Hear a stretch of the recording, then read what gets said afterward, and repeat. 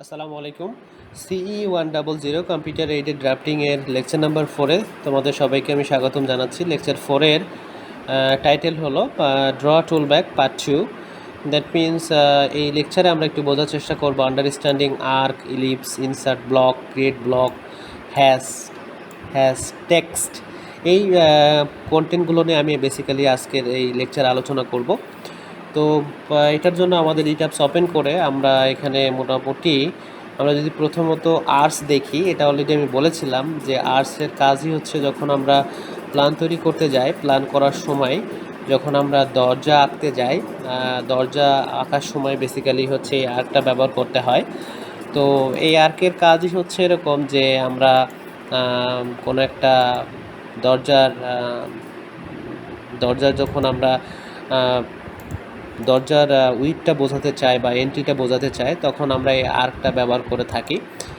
তো সেই ক্ষেত্রে হচ্ছে আমাদের যে কাজটা করতে হয় সেটা হচ্ছে এরকম যে অনেকটা এরকম মোটামুটিভাবে দেখা যায় দরজার এন্ট্রি বোঝানোর জন্য এটা ইউজ করা হয় আর কি। তো সেই ক্ষেত্রে আমরা যে কাজটা করে থাকি বেসিক্যালি সেটা হচ্ছে এরকম অনেকটা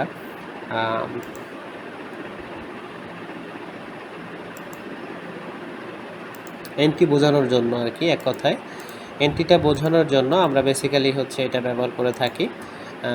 এইটা তো আমরা প্ল্যান যখন করব তখন আমরা ডিটেল বুঝতে পারবো। দেন এটা হচ্ছে বেসিক্যালি সার্কেলের আর্কের কাজ।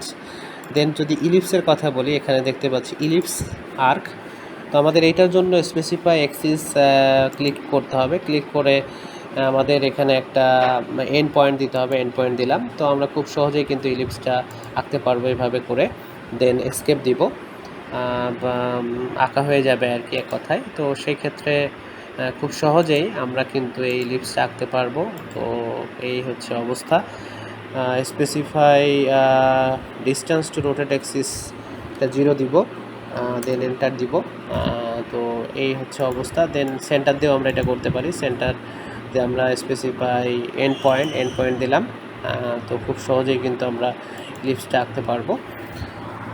তো এটা হচ্ছে ইলিপসের ব্যাপারে বললাম। দেন হচ্ছে যদি আমি টেক্সটের ব্যাপারে তো আগের লেকচারে আমি বলেছি, সো এখানে আর বলছি না। দেন হ্যাশের ব্যাপারটা হচ্ছে বিভিন্ন টাইপের হ্যাশ আছে। তো আমরা যদি প্রথমটা একটু দেখার চেষ্টা করি হ্যাশ, তো এখানে কি বলেছে যে যে কাজটা করেছি যে এর ইন্টারনালে আমি ক্লিক করলে বিভিন্ন টাইপের এখানে হ্যাশের সিম্বল আছে। আমরা চাইলে এখানে ইটের দিতে পারি, তারপরে হচ্ছে যেটা আমার প্রয়োজন হবে, যেটা আমার এটা হচ্ছে স্যান্ডের জন্য যদি দিতে চাই তাহলে দিতে পারবো। তারপরে যদি আমি দেয়ালের চিহ্ন দিতে চাই তাহলে দেয়ালের চিহ্ন দিতে পারবো।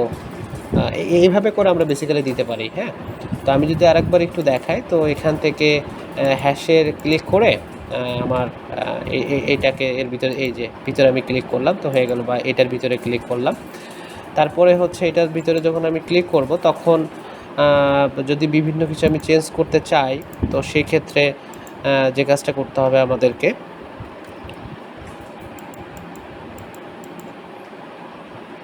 এরপরে যদি আমি বিভিন্ন কিছু চেঞ্জ করতে চাই এখান থেকে কনক্রিটের শেপ দিতে পারবো।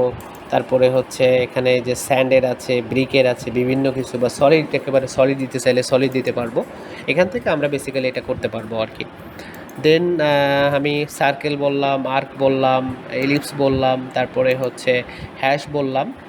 আমাদের কন্টেন্টে ব্লকের ব্যাপারটা আছে এখানে। ব্লক বলতে আমি এখানে যে ফিগারগুলো এঁকেছি, এই প্রত্যেকটা ফিগারকে যদি আমি একসাথে মুভ করতে চাই, তার জন্য আমাদেরকে বেসিক্যালি এখান থেকে ব্লক তৈরি করতে হয়। মানে ব্লক মানে একটা এরিয়া, একটা বাউন্ডারি, যাতে একসাথে আমি এটাকে একটা ব্লকের অধীনে যদি আমি নিই তাহলে একসাথে যাতে আমি মুভ করতে পারি, একসাথে যদি কপি করতে পারি। এই কারণে বেসিক্যালি এখান থেকে আমাদের ব্লক ক্রিয়েট করতে হয় এখান থেকে। তো এইটার জন্য আমাদের এখানে আমরা একটা প্ল্যান যখন তৈরি করব তখন এই ব্লকের এই সিস্টেমটা আমি দেখিয়ে দিব আর কি। তো এটাই আসলে এখানে ছোট্ট একটা ভিডিও ছিল এই লেকচারের। তো আশা করছি তোমরা সবাই বুঝতে পেরেছো। তোমরা সবাই ভালো থাকো, সুস্থ থাকো। আল্লাহ হাফেজ।